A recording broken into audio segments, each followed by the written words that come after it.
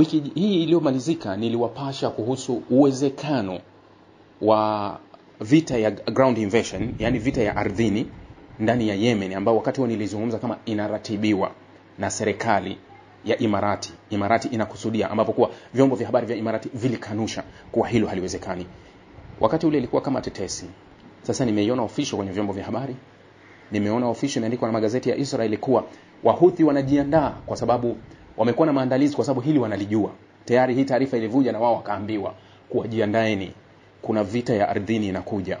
Kwa sababu kinachotokea ni kile ambacho kilifanyika Syria, ni copy and paste ya kile kilitokea Syria, kwa tunafanya hivi tunafanya hivi. Yani mnapiga mnalemaza mifumo, mkimaliza kulemaza mifumo mnaanza mashambulizi. Ndio kinachofanyika. Sasa hii taarifa iko kuwa kuna maandalizi ya kuivamia Yemen kutokea ardhini, na washirika wa pembeni huenda wakashiriki, kwa sababu ni wiki jana ambapo Saudi Arabia imefanya mashambulizi ndani ya Yemen. Lakini ni wiki jana vyombo vya habari vimeripoti kuwa Imarati inafanya uratibu wa kuingiza vikosi vya ardhini, lakini niliwaambia kuwa Imarati hana askari wa ardhini. Kwa hiyo tutegemee marais sijui atachukua wapi, kwa sababu RSF mwenyewe ana vita kule. RSF ana askari wake wana vita kule. Sasa sijui atakuja kuomba askari wa Chad au atakopa askari wengine wapi. Ataenda kuchukua wale askari wa kukodi wakazikani, ataenda Bangladesh, ataenda nchi zingine nyingi ambazo zinakubaliana na yeye, kwa sababu hata mara ya kwanza alichukua askari kutoka kule pia, ikiwemo Saudia na wengine. Kwa hiyo kuna ile harufu inanukia ya vita ya ardhini nchini Yemen, ambayo kiasi kikubwa inaratibiwa na majirani Waarabu wenye nguvu, ambao ndio Marekani hapo hawezi kutumia pesa yake. Sasa taarifa inaonyesha kuwa kuna maandalizi ambayo yatatokea ya hii vita, ambayo itaongozwa na kikosi kidogo cha askari wa Yemen ambao wanaungwa mkono na Saudi Arabia, ambao wapo kule Aden, ambao kiasi walipigana na hawa Wahuthi miaka mingi sana kabla ya kukimbia nchi wakaenda kule Saudia, na hata baadaye yakafanyika mazungumzo ya kuweka amani katika pande mbili, ndio wakaigawa Yemen kusini na kaskazini, karudi kama vile enzi hizo, kuwa Wahuthi huko wako Sanaa na hawa wengine serikali ambayo inatambulika kimataifa wako kule Aden. Sasa hivi kuna uratibu wa shughuli na upenyezaji wa silaha nyingi zinakwenda upande wa pili wa Aden, kwa ajili ya kwanza ni kulemaza uwezo wa Wahuthi unaofanywa na vikosi vya Marekani, ambapo mashambulizi ya zaidi siku 33 sasa yote ni kulemaza uwezo wa Wahuthi. Halafu baada ya kulemaza ule uwezo wao wa Wahuthi, ndio waruhusu ground invasion, yani vita vya ardhini waviruhusu sasa vitembee baada ya kulemaza. Hili linaratibiwa na Marekani, ambaye kwa Marekani anasema kuwa atatoa usaidizi wa hali na mali kwa jeshi la Yemen ambayo wanaitaka wao, ambayo inaungwa mkono na Saudi Arabia na Imarati, ili kuwaondoa Wahuthi hapa. Hata wakirudi kwenye vita nyingine ya miaka 20 hawawezi kuwaondoa Wahuthi, hawawezi. Walipoteza wakiwa na msaada wote full, zikiwemo nchi za Gulfu zote kasoro Oman.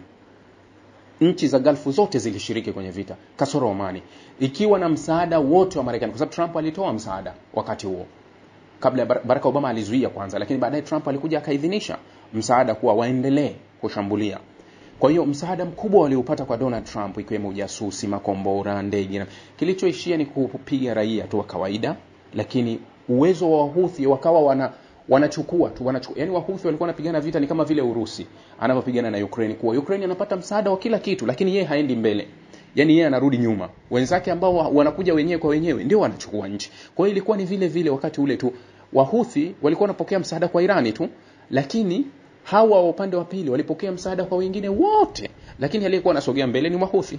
Wahuthi ndio walikuwa wanachukua maeneo mpaka kwa kuwafurusha, kwa maana walikimbia nchi wakaenda kuishi Saudi Arabia. Yani walirudi kwa sababu ya makubaliano tu, ambayo walikaa kwenye meza wakakubaliana, wakasaini makubaliano, ndio wakakubaliana. Sasa mara hii wanataka wajaribu tena, lakini mara hii wameanzia juu, kuwa tuwalemaze kwanza, yani tulemaze uwezo wao. Ni kama vile tulilemaza serikali ya Bashar al-Assad ikaisha uwezo wake, halafu baada ya kuilemaza hapo ndio tunakuja sasa kwenye ground invasion, mtaingia kiulaini na mtachukua nchi. Hiyo ndio kinachosomwa hivyo. Jamani, tuandae, muda utatupa majibu. Always nawaambia muda una majibu tosha. Urusi imetoa taarifa na jibu rasmi kwa, unajua kuna mapatano yalikuwa yanaendelea kati ya Urusi na Syria kwa makubaliano. Sasa serikali hii ya Syria ilikuwa imewaambia Urusi, ikiwa mnataka tuendeleze ushirikiano na mapatano yetu. Tunamuomba Bashar al-Assad arudishwe ndani ya Syria aje kukabiliana na mashtaka yake. Majibu sasa yaliyotolewa na Urusi anasema kuwa hakuna mapatano yoyote yatahusu Bashar al-Assad, yani kuwa hakuna, yani kuwa swala la kumrudisha Bashar al-Assad Syria halipo. Tuendelee na mengine kwa sababu huu sio mjadala, wekeni kabisa pembeni. Maana yake kuwa moja ya watu wanasema kuwa Bashar al-Assad alipewa hifadhi yani hifadhi aliyopewa ni hifadhi ambayo ni special, ambayo ilitolewa amri hasa na Putin mwenyewe kuwa apewe hifadhi yeye na familia yake, lakini kwa sharti ambalo alikuwa amepewa Bashar al-Assad kuwa hatoshiriki kwa namna yoyote masuala ya kisiasa, hatorudi kuzungumza lolote kuhusu masuala yale. Na ndio maana unaona kuwa kuna ukimya mkubwa toka tarehe 8 Disemba ambapo Bashar al-Assad tuliambiwa amepinduliwa mpaka leo hakuna alichozungumza. Na hili nimekuwa na mashaka mimi kuanzia mwanzo. Unajua, manake tunatamani hata tumsikie akiongea japo kwa mara moja. Manake wakati ule vyombo vya habari vya magharibi viliprint ile taarifa kuwa mke wake hana furaha, anataka talaka, arudi London kwa sababu alikuwa ni Muingereza, arudi London, maisha pale hawezi, wamezuiliwa, mali zao zimezuiliwa. Hizo taarifa zilienea sana ambazo zilitoka magharibi kabla ya Kremlin kuzikanusha, wakasema ni taarifa za uongo zisizokuwa na msingi wowote. Hamna taarifa kama hizo. Kwa zilikanushwa baadaye kuwa hazikuwa halisi. Lakini hatukusikia kingine chochote kilichotokea. Kwa hiyo Urusi wamejibu Syria kuwa mnataka mazungumzo, tuzungumze, lakini hakuna habari ya kumleta Bashar al-Assad hapa. Bashar al-Assad hawezi akarudi hapa. Sasa hatujui Assad yuko hai, Assad anafanya nini au imekuwaje. Natamani siku moja nimsikie au nimuone anazungumza kuwa, ili tuweze kwenda na kuamini kuwa kile tunachoambiwa na Urusi ni halisi au tunachoambiwa na upande wa pili kipi ni halisi.